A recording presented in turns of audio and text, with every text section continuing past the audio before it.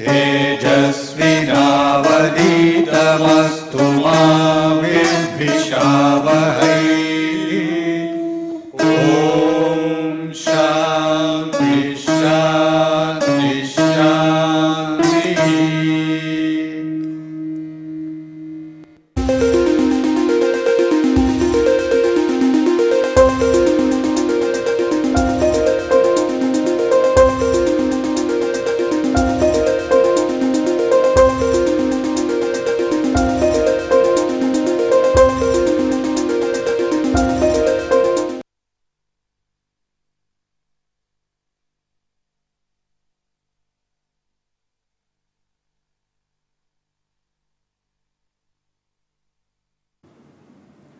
Welcome back to Prestressed Concrete Structures.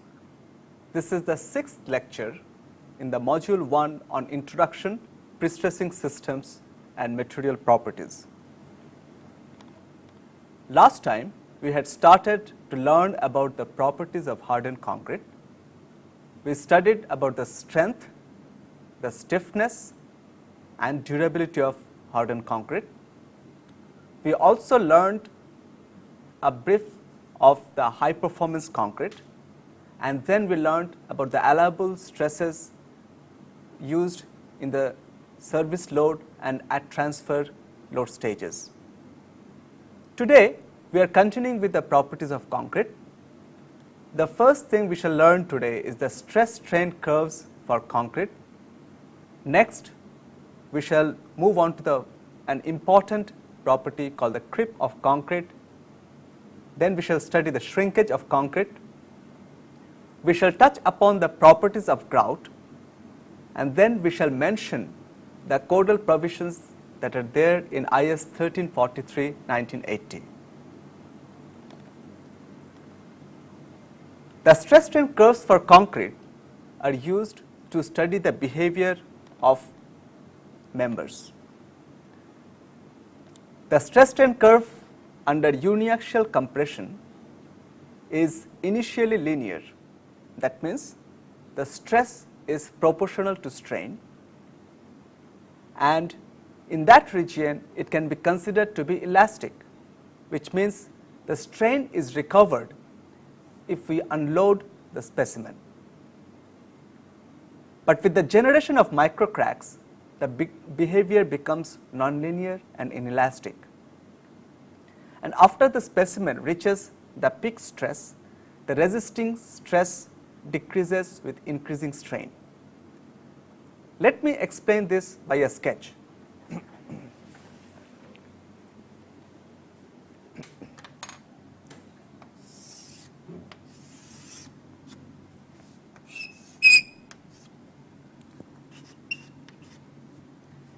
If I plot the stress versus strain of concrete, initially it will show a linear part, gradually it becomes nonlinear and reaches a peak value, and then depending on the type of testing, the stress drops with increasing strain.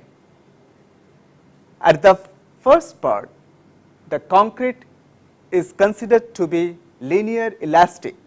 Linear means the stress is proportional to strain, and we can get this proportionality constant from this curve. And elastic means that at any point within this stage, if I unload the specimen, then it will retrace back and the stress strain state will come back to the origin. But with increasing microcracks within the concrete, if I go on loading, then the curve becomes nonlinear. That means the stress does not increase proportionately with the strain, and finally it reaches a maximum stress, which is the capacity of the specimen, and beyond that if we try to load, then the load drops, we are not able to sustain that load, and this part of the curve of course depends on how we test the specimen.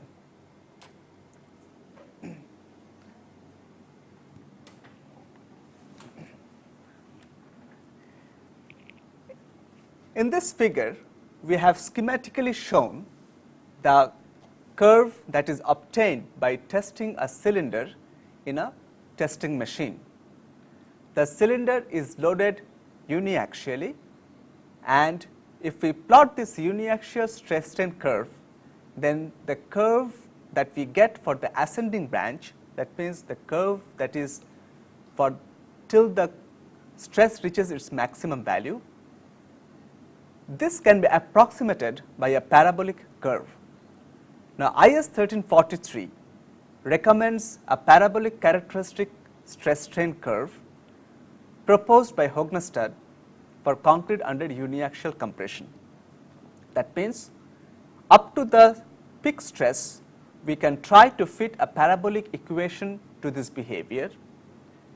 Now, beyond the peak stress, what the code allows us is that the stress is sustained over a certain range of strain, and hence in that range the stress can be considered to be constant. Now, if we try to fit a equation, then the equation for the ascending branch is given by this parabolic form. Epsilon c is the strain till we reach the strain corresponding to the peak stress. Usually this value epsilon naught is equal to 0.002, and the first this equation is valid in this range. That means epsilon c is less than or equal to epsilon naught, and beyond epsilon naught Fc can be considered to be constant at the characteristic strength Fck, and this is valid in the range from epsilon naught to epsilon Cu. As per IS 1343, epsilon naught is 0.002 and epsilon Cu is equal to 0.0035. Just to recollect, in this equation Fc is the compressive stress, Fck is the characteristic compressive strength. This one we had learned earlier, that what is meant by a characteristic compressive strength. Epsilon c is the compressive strain, epsilon naught is the strain corresponding to the characteristic strength, which is 0.002, and epsilon Cu is the ultimate compressive strain, which is 0.0035. When the concrete reaches the strain epsilon Cu, it is assumed to fail by crushing. Now, the curve that we have seen, this is the characteristic curve which corresponds to the characteristic strength. Now, from the characteristic curve, the design curve is defined by multiplying the stress with a size factor of 0.67 and dividing the stress by a material safety factor of gamma m is equal to 1.5. Now, the design curve is used in the calculation of ultimate strength in a member. Now, let me explain this again. The first factor that we are multiplying the stress is a size factor. So, we test specimens of cylinders in a testing machine, cylinders or a cube, but the concrete that exists in the member, that may fail because of the larger size. And in order to take account of the lower failure strength in a concrete in a member, a size factor is multiplied to the characteristic strength, and this size factor is 0.67 when the characteristic strength is determined from cubes. In the limit states method, we also use another material safety factor which considers the variability of the concrete properties cast under different conditions, and this material safety factor is equal to 1.5. Now, when we divide the stress, then from the characteristic curve we get the design curve, and you can see that the design curve has a lower slope at the initial region, and it has also a lower strength whose value is 0.447 Fck. That means it is even less than half of the characteristic strength. Now, this previous design curve is used to calculate the strength at ultimate, but we also need to calculate deflections under service loads. Now, in service loads, we assume the concrete to behave linearly. That means as if it does not go into the nonlinear range. In the calculation of deflection at service loads, a linear stress strain curve is assumed up to the allowable stress. Usually the allowable stress is about 1/3 the characteristic strength, and in that region the concrete behaves linearly. This curve is given by the following equation, which is similar to the Hooke's law, where Fc is equal to the modulus times the strain. That means the stress is equal to modulus times the strain. Now note that the size factor and the material safety factor are not used in the elastic modulus EC. The elastic modulus EC is given as 5000 times root over FCK. That means the material safety factor and the size factor, they are not used in this modulus, because first of all we are calculating the deflections at service loads, and second, this size factor is seen only for the strength. It is not used in calculations of the deflections at service loads. Now, the curve that is given in the code, that is suitable for normal grade concrete up to the grade M60, where the characteristic cube strength is 60 Newton per millimeter square. But if we are using high strength concrete, then it is found that this equation may not be suitable. For high strength concrete under uniaxial compression, the ascending and descending branches are steep. The ascending branch is steep, and even the descending branch which falls, that is also steep. Now, in that situation, the Hoognested parabola may not be suitable. The equation proposed by Thorenfeld, Tomasewicz and Jensen is appropriate. This equation is more involved, but it can replicate the stress strain behavior more accurately than the Hoognested parabola. Here the curve is given as the stress is equal to the characteristic strength times some factors which we are explaining now. Now, this equation is expressed in terms of two moduli. The first one is the initial moduli, which is the tangent to the curve at the origin, and the second is the secant moduli as the peak stress. That means if the grade of concrete is say 100 MPa, then we have to find out the secant modulus at the peak stress, and that is represented by this notation ES. Now, just like last time, Fc is the compressive stress, FCK is the characteristic strength, epsilon C is the compressive strain, and epsilon naught is the strain corresponding to the FCK. Now, the other variables that are used in the equation is a parameter called n. Now, this n depends on these two moduli, and the n is given by the initial tangent moduli divided by the difference of the initial tangent moduli and the secant moduli at the peak stress. The other factor k is a shape factor which is equal to 1 for the ascending branch. That means when epsilon c is less than epsilon naught, and beyond the ascending branch for the descending branch it is given by an expression which is a function of FCK. That means if the grade of concrete is higher, that means if FCK is higher, K will be larger and the curve will drop more rapidly. That means here is an equation which can model both the ascending branch and the descending branch, and also it is able to model the different stiffness of the ascending branch and the descending branch. Remember, for high strength concrete, the drop in stress beyond the peak strength is rapid compared to the normal grade concrete. Just to summarize, that this previous equation is applicable both for the ascending and the descending branches of the curve. Also, the parameter k models the slope of the descending branch, which increases with the characteristic strength FCK.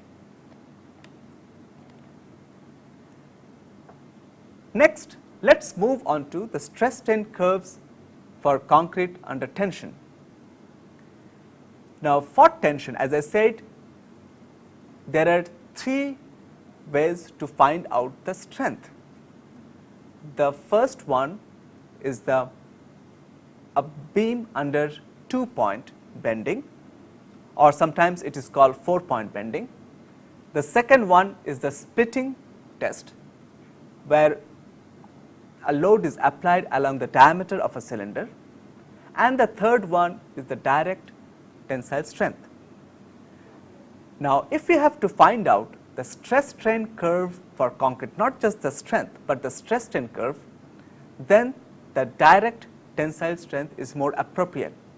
Although this test is difficult to perform, but still curves have been developed based on this test. Now, here it is seen that the concrete is linear elastic almost till its peak, but close to the cracking we observe nonlinear behavior, and then there is a drop in the curve, which is because of the enlargement of the fracture process zone. Now, the explanation of this descending branch can be given in terms of fracture mechanics. Now, for design purpose or for conventional analysis, we do not consider this descending branch. We consider a straight linear elastic curve up to the cracking value, which is sufficiently accurate for the values that we are looking for. Now, where do we use this curve? In the calculations of deflections of type 2 and type 3 members at service loads, the nonlinearity is neglected and the linear elastic behavior Fc is equal to the modulus times the strain epsilon c is assumed. Remember that in type 2 and type 3 members, we allow tension in the concrete members, whereas in type 1 we do not allow any tension in the concrete members under service loads, and hence this equation is not needed if we are dealing with type 1 members. In the analysis of ultimate strength, that means when the concrete reaches the crushing strength under compression, in that limit state, the tensile strength of concrete is usually neglected. That means, although the concrete below the neutral axis may have some tensile strength, but that stress is neglected in the conventional calculation of the ultimate strength. Next, we are moving on to a very important property of concrete, which is called the creep of concrete. Now, what is creep? Creep of concrete is defined as the increase in deformation with time under constant load. Due to the creep of concrete, the pre-stress in the tendon is reduced with time. Hence, the study of creep is important in prestressed concrete to calculate the loss in pre-stress. Although creep exists for reinforced concrete, we do not put much emphasis on creep because we are not concerned about any loss of pre-stress there. Sometimes creep may be of concern in reinforced concrete structures leading to differential settlements, but otherwise in the first course of reinforced concrete usually creep is not covered. But creep is a very important phenomenon in prestressed concrete, because with time, as the concrete increases its deformation, there is a drop in the prestress, and hence the effective prestress is less than the initially applied prestress. Now, to recollect the definition of creep, that creep is the increase in deformation with time under a constant load. That means it is not just a function of the stress anymore, it is a function of time. Now, if a concrete specimen is subjected to slow compressive loading, the stress versus strain curve is elongated along the strain axis as compared to the curve for fast loading. This can be also explained in terms of the creep.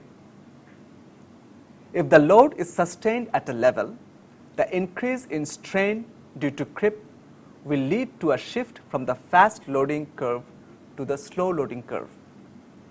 Let us explain this by a sketch. Here you can see we have plotted the stress strain curve for two different types of loading. The left one is a fast loading, that means the load is applied very quickly till the specimen reaches its ultimate strength. Whereas the second curve is under a slow loading, that means that load is kept sustained and it is very gradually increased with time, and what we see that the two curves are different. That means here we see an important feature, that the stress strain curve of concrete is dependent on the time of loading. The only difference between the two curves is the way the loading is applied, and this difference in the curve can be explained in terms of creep. Say if we load the specimen up to a certain stress and maintain the stress at that level, that means we are sustaining the stress with time, then over a period we shall see that the strain in the specimen has increased, and that is called the creep. That means from this curve we can understand the creep, that creep is the increase of strain with time under a constant load, and this horizontal shift is called creep. That means the change from the fast loading curve to a slow loading curve can be explained by this phenomenon of creep. Now, how do we quantify the creep? The creep is quantified in terms of the strain that occurs in addition to the elastic strain due to the applied loads. That means if we apply some load, there will be an instantaneous strain which is called the elastic strain, and then with time the strain will increase. The additional strain is termed as the creep strain. If the applied loads are close to the service loads, then the creep strain increases at a decreasing rate with time. Now, this is a nice feature for us, the designers, that if the loads are sustained within the serviceable value, then the increase of strain with time gradually tapers off. If it did not taper off, then it would have been a problem. We will not be able to stop the deflection of a member. But luckily, if the stresses are within the allowable service stresses, then the creep strain gradually tapers off and reaches a final value. Now, the ultimate creep strain, that means the maximum creep strain that occurs after several years, is found to be proportional to the elastic strain. The ratio of the ultimate creep strain to the elastic strain is called the creep coefficient. To summarize, that what we are more interested is not the variation of the creep strain with time, but it is the ultimate creep strain, that means the additional strain which occurs after several years.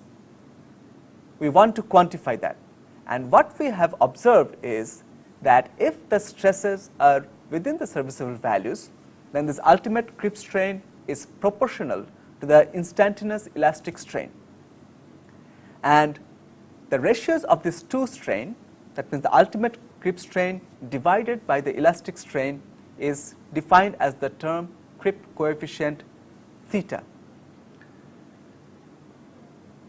To summarize, for stress in concrete less than 1/3 of the characteristic strength, the ultimate creep strain is given as follows: epsilon CL ultimate is equal to theta epsilon EL.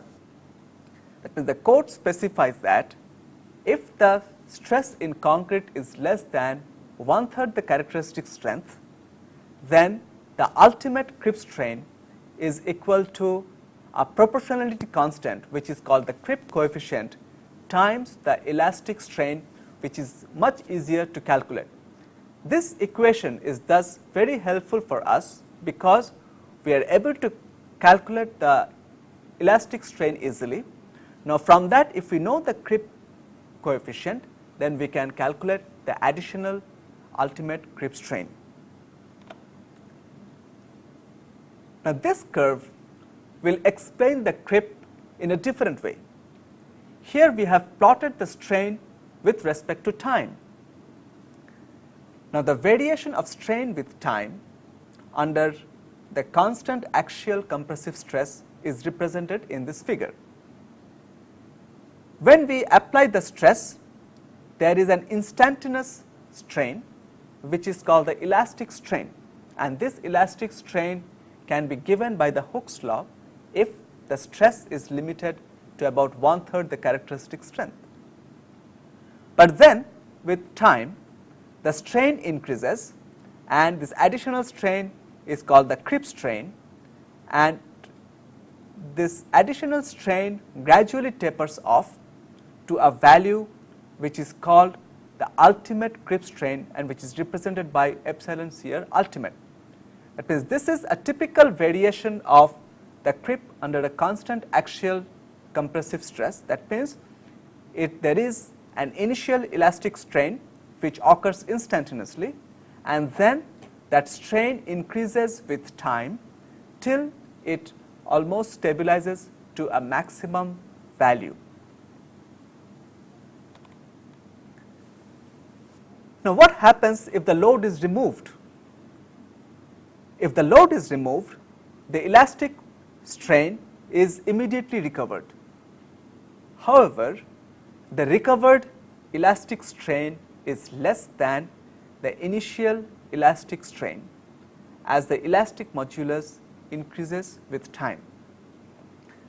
Now, this is an important phenomenon, that we have loaded the structure over a certain time, and then if we unload the structure, first there is an elastic recovery. That means there is a drop in the strain, instantaneous drop, but this elastic recovery is not same as the initial elastic strain, because the modulus has increased over the period, and hence the elastic recovery is less than the initial elastic strain.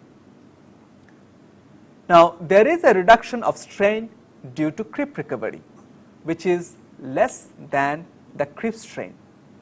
Now, that means once we have unloaded the specimen, after the elastic recovery there will be again reduction of strain, which is called the creep recovery, but the creep recovery is not equal to the creep strain that has occurred earlier. There is some residual strain which cannot be recovered. That means the creep is a permanent phenomenon where the strain cannot be recovered completely after it has been unloaded. There is a plastic deformation in the specimen. This is a plot which is a continuation of the previous plot. That means we have first an elastic strain, then we have the creep strain which gradually stabilizes to a maximum value.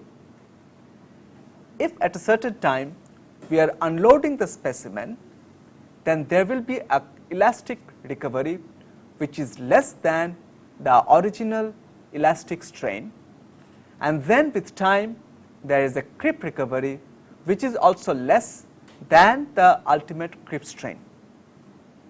Now, the strain that remains after several years after the unloading is called the residual strain of the specimen.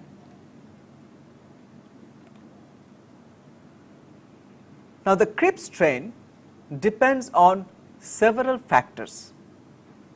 It increases with the following variables. First is the cement content, which can be quantified in terms of the cement paste to aggregate ratio. That means the more cement paste we have compared to the aggregate, we tend to have more creep. Second is the water to cement ratio. If the water to cement ratio goes up, then the strength of concrete goes down, and it is observed that the creep of concrete also increases. Third is the air entrainment. If we have more air within the concrete, then also due to the constant load, we find that those air pockets are closing, and hence creep strain is increasing. That means with increasing air entrainment, we have increased creep. And then the ambient temperature. For higher temperature, it is observed that the creep is higher. But there are some other factors. The creep strain decreases with those factors. The first one is the age of concrete at the time of loading. See, in prestressed concrete, this is a very important parameter, because what the code specifies that the concrete has to gain a minimum strength before the prestress is applied, and then there has to be a minimum time before the member is also subjected to the service loads. This is because that if we delay the loading in the concrete, then we can observe that the creep strain is less. Hence, one way to reduce the creep strain is to load the concrete at a later period. The second factor which can reduce creep is the relative humidity. If the relative humidity is high, then creep reduces. And the third is the volume to surface area ratio. If this volume to surface area ratio increases, that means the surface area decreases, the loss of water decreases, and hydration is better, and in that situation the creep is reduced. The creep also depends on the type of aggregates. See, there can be aggregates from natural sources and there can be synthetic aggregates, and it is found that the creep depends on the type of aggregates also. Now, the calculation of the creep strain can be very involved, but IS 1343 gives guidelines to estimate the ultimate creep strain in section 5.2.5, which is a simplified estimate where only one factor has been considered. See, as I mentioned before, that the creep strain depends on several factors. Now, what the code gives is, the code gives us a very simplified approach to calculate the creep strain, wherein the expression depends on only one factor, and this factor is the age of loading of the prestressed concrete structure. The creep coefficient theta is provided for 3 values of age of loading. To summarize, The expression in the code is a very simplified expression.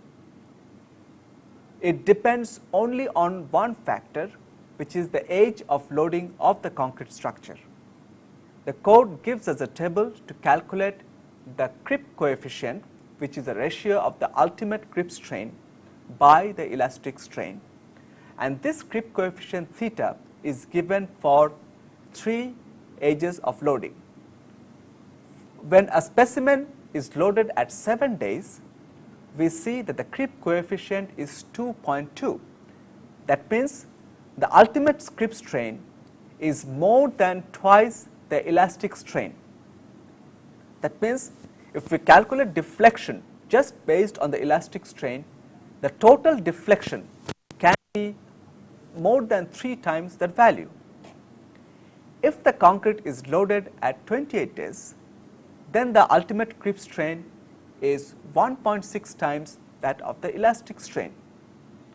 And finally, if we load the structure, if we apply the prestress at 1 year, then the ultimate creep strain is slightly greater than the elastic strain. From this table, we can understand that one way to reduce the effect of creep is to delay the application of prestress in the structure. Now, sometimes this can be a problem, especially in a pre-tension member when there is a rush of the supply of the pre-tension members. There is a tendency of applying the prestress quickly, but for the benefit of the long-term deflection, if we delay the application of prestress and if we hydrate the specimen over a longer period, then we shall gain in terms of long-term deflections due to creep. Again, it is recommended that to delay the loading of the structure, to delay the application of prestress so as to have the long-term benefits of reduced creep deflection. To summarize, it can be observed that if the structure is loaded at 7 days, the creep strain is more than twice the elastic strain. Even if the structure is loaded at 28 days, the creep strain is substantial. This implies higher loss of prestress and higher deflection. Curing the concrete adequately and delaying the application of load provide long-term benefits with regards to durability, loss of prestress and deflection. That means here there should be an understanding between the manufacturer of the prestressed member and the supplier of prestressed members or the contractors, that let the specimen be cured properly and let it gain substantial strength before the prestress is applied, so that we have long-term benefits of reduced creep, and a reduction of creep will mean a reduction of loss in the prestress and a reduction in deflection, and it also will give good durability properties of the concrete. In special situations, detailed calculations may be necessary to monitor the creep strain with time. Now, the procedure that is given in the code is independent of the time. There we are able to calculate only the ultimate creep strain which occurs after several years. We are not able to monitor the creep strain with time. In case if we need to monitor the creep strain, then there are more involved expressions, and for that expressions we need to check specialized literature or international codes which can give us guidelines to calculate the creep strain with time in a more detailed fashion.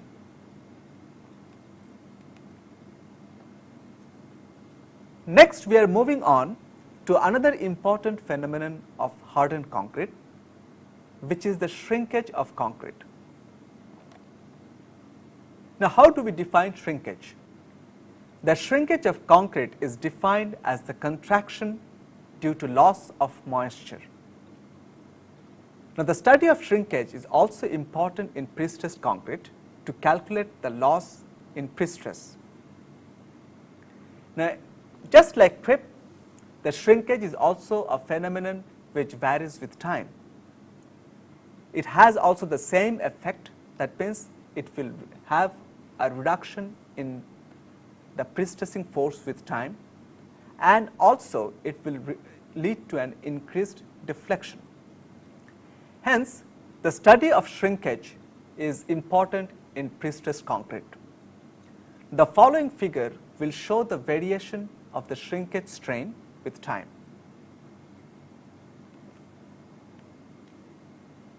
In this case, T naught is the time at the commencement of drying. So, if a concrete specimen is properly cured, then during the curing period we do not observe much of shrinkage strain.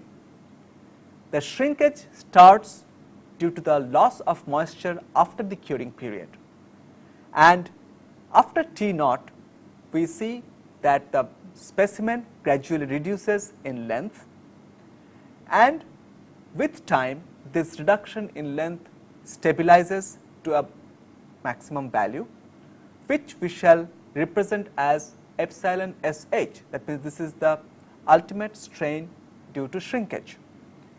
Now, this depends on the time when the specimen is subjected to drying. Now, like creep, the shrinkage also depends on several factors. The shrinkage strain increases with the following variables. The first one is the ambient temperature. If the temperature increases, then the loss of moisture is increased and the shrinkage strain increases. The second is the temperature gradient in the member. If a member is thick, then the loss of moisture from the interior parts of the member is low, and hence shrinkage is low. But if the member is thin like a slab, then the loss of the temperature gradient is less and the loss of moisture is more uniform and shrinkage is higher. The third is the water to cement ratio. If we have higher water to cement ratio, then the strength of concrete reduces, and during the drying period the loss of moisture is higher and the shrinkage is higher. Fourth is the cement content. If the cement content is high compared to the aggregate, then also the loss of moisture leads to higher shrinkage. The shrinkage strain can decrease with the following variables. The first one is the age of concrete at commencement of drying. As I mentioned earlier, that the variable T naught, that means the time when the drying starts, is an important parameter for determination of the creep. If the drying starts early, then the creep will increase. But if our drying is delayed, or in other words, if the age of concrete at commencement of drying is increased, then the creep strain will reduce. Next is the relative humidity. If the relative humidity increases, then the loss of moisture decreases and hence the shrinkage strain decreases. And third is the volume to surface area ratio. It means if the volume to surface area ratio increases, which implies actually the surface area decreasing, that will lead to a reduction in loss of moisture and hence the shrinkage will reduce. That means a specimen in which the surface area is large, there will be higher loss of moisture. In other words, if the volume to surface area ratio increases, then the shrinkage will reduce. The shrinkage strain also depends on the type of aggregate. what we see that if we use natural aggregates, then the shrinkage can be less compared to if we use synthetic aggregates. Now, IS 1343 gives guidelines to estimate the shrinkage strain in section 5.2.4. It is a simplified estimate of the ultimate shrinkage strain. As I said before, that the shrinkage strain is a function of time, but the code gives us a simplified expression which is independent of time and which is an estimate of the ultimate shrinkage strain.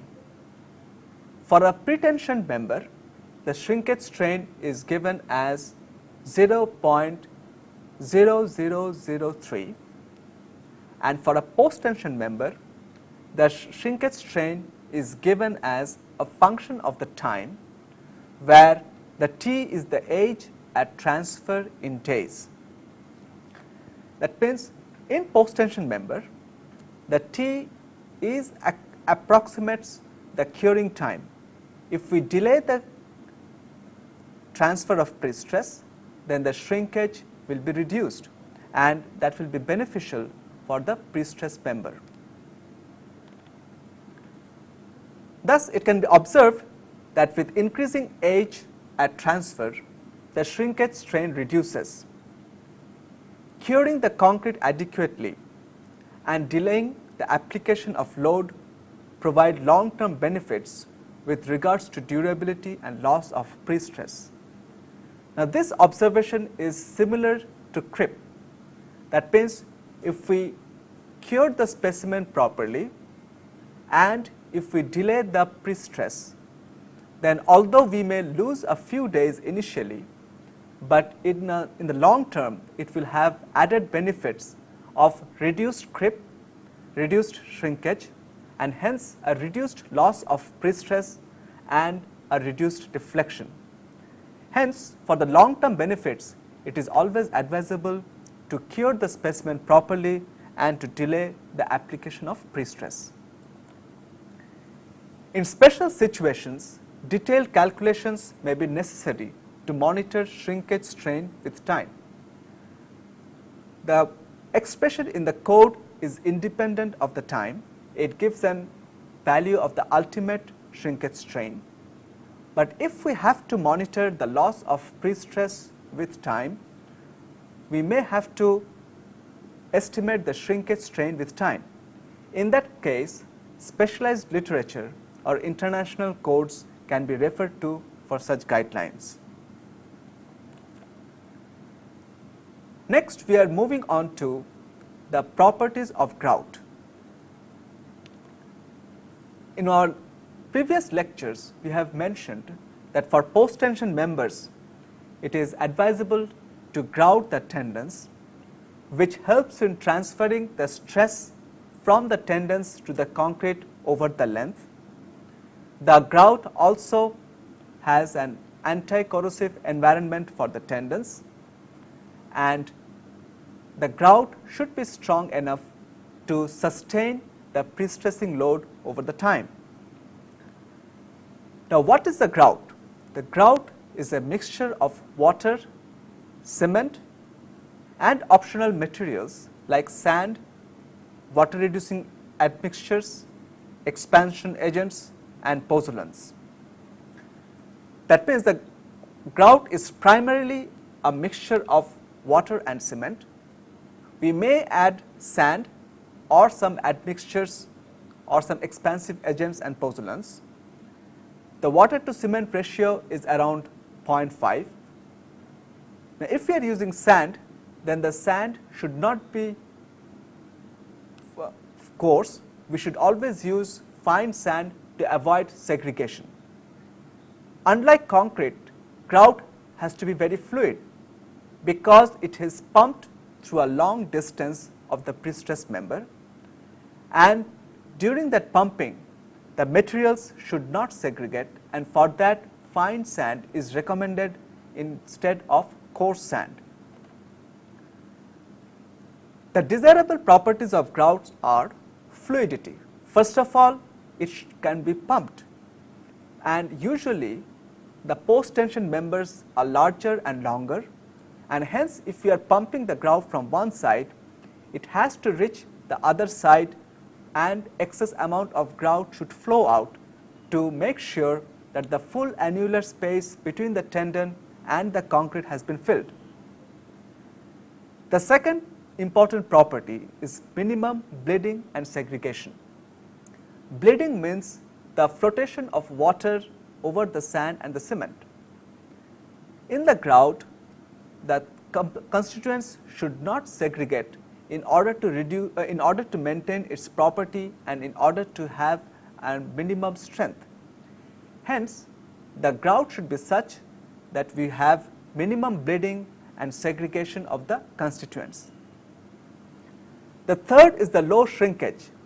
If the grout shrinks, then there may be voids in the prestressed member which may lead to the ingress of water and hence to corrosion. Hence, the grout should be of low shrinkage such that those voids are not created and it fills the annular space completely over the during the service life of the structure. The fourth important property is the adequate strength after hardening. The grout is a medium through which the prestressing steel is transferring the stress to the concrete. If the grout itself is weak, then it will not be able to transfer the stress. Hence, it should have adequate strength after the hardening.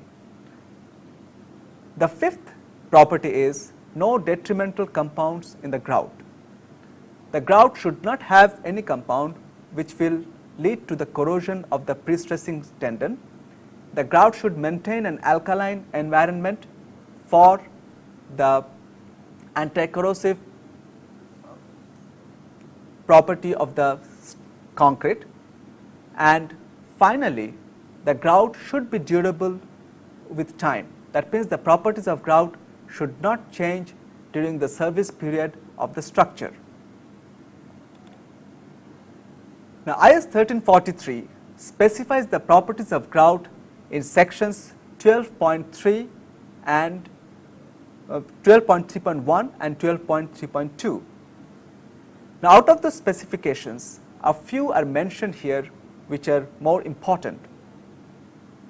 The first one is that the sand should pass a 150 micrometer Indian standard sieve. As I mentioned before, that to avoid segregation in the constituents of the grout, the sand should be fine, and to ensure that, the code recommends that the sand should pass a sieve of 150 micrometers. The second necessary property of the grout is that the compressive strength of 100 millimeter cubes shall not be less than 17 Newton per millimeter square at 7 days. That means the code specifies a minimum compressive strength of 100 millimeter cubes made of the grout, which is 17 Newton per millimeter square at 7 days of curing. Now, besides this, the code also specifies some other provisions for the material properties. Those provisions are not mentioned in details in this lecture. Those provisions are self-explanatory and they can be referred to whenever they are needed. We are just summarizing those properties. The code specifies the workability of concrete in section 6. The concrete mix proportioning is specified in section 8. The production and control of concrete in section 9. The code specifies some stages of producing and curing the concrete properly. The specifications for formwork is given in section 10. Transporting, placing and compacting concrete are very important for the durability of the concrete and the prestressed member. These provisions are given in section 13. Concrete under special conditions like under cold temperature or very high temperature, those specifications are given in section 14.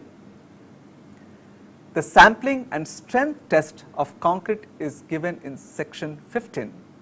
As we mentioned earlier that concrete inherently has variable properties, there is a particular way of testing the concrete specimens which is specified in the code in section 15.